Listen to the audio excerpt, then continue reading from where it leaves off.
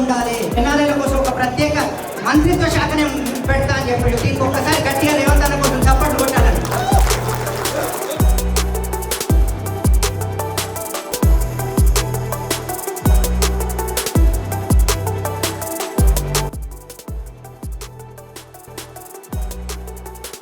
Happy Mahashivratri.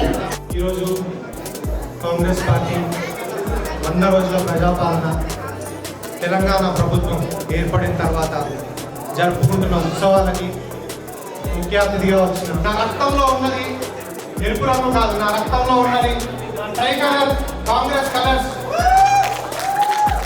First of all, happy Women's Day to come. Incredible women out there, and also I want to appreciate the men who support the women to chase their dreams.